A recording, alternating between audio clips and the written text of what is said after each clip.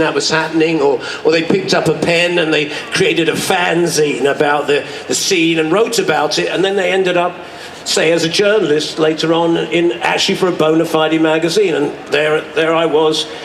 I ended up in a real group with really recording with a long-term career, which I could never have imagined. It was all very much seat of our pants, but we grabbed the moment, and thank God we did, because it gave us a new world to live in, you know. Yeah, and once you document in a really great way that whole scene, but then also coming to New York in the early 80s, really like 1980, 1981, starting off a solo career, just kind of how terrifying that was. You know, it's not like now, like you're saying, Svengali, we're part of One Direction, we've got the nice hotel rooms. No, you were living in a mattress on a floor in New York, and the way you sort of paint that in this book, it's endearing, but it's also terrifying.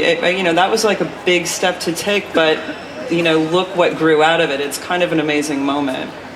Yes, I mean, it was very scary for me, leaving England and sort of starting again in America, but of course, the fact that I'd lived in America when I was a child, that kind of gave me it wasn't so foreign to me at all. To a lot of other English people, America is a very foreign place, especially even 30 or 40 years ago. It can seem, there's a culture shock, but I wasn't quite so frightened because of having lived in America, and I had Irish relatives who lived in New York, so I actually had people there.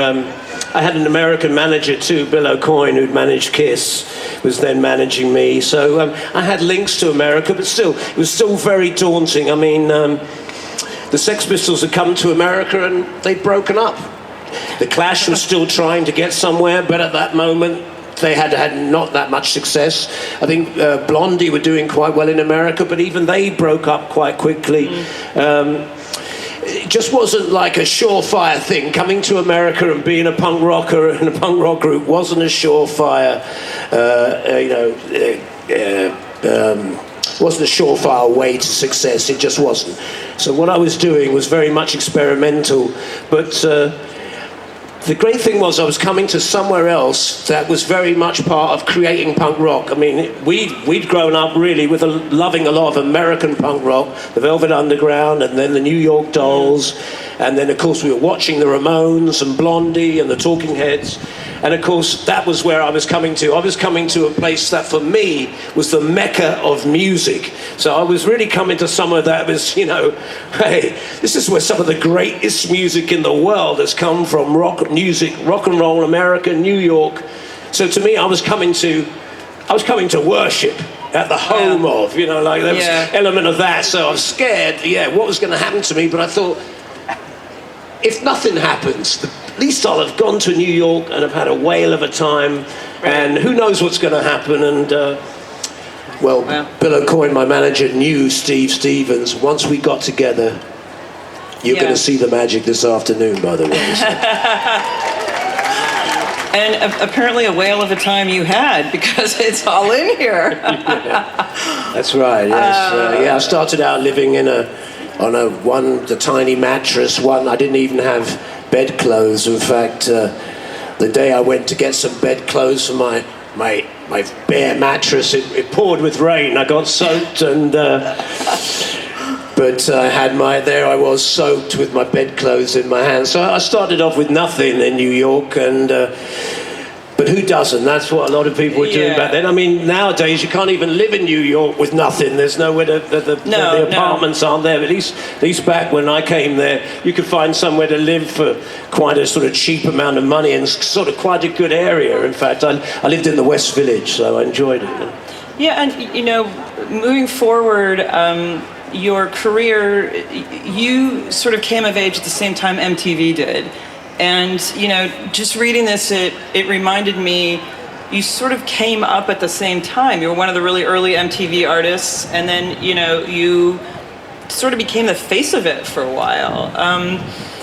And I just wanted, to talk a little bit about that, but B, at the same time, you came from this tiny punk rock aesthetic and you're becoming a huge, huge, massive star. And some of the conflicts in that caused some of the very high points of your career and caused some of the very low points of your career. So that period, I don't know if you could talk a little bit about kind of coming up in the 80s and the early 90s.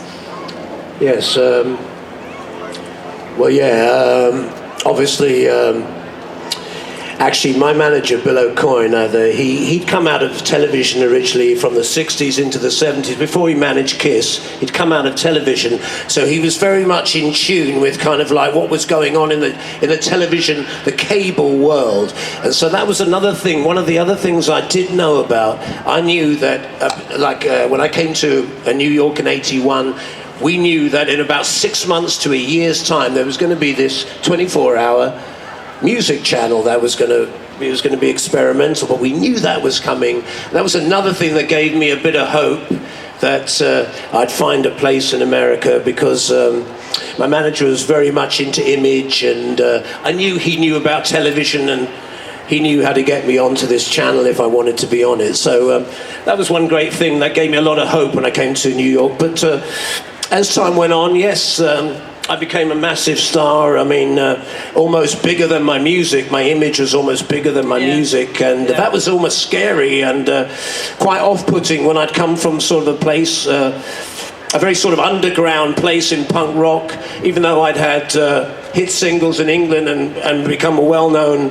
star in England. I still thought of myself very much as a punk rocker, and still do in lots of ways. And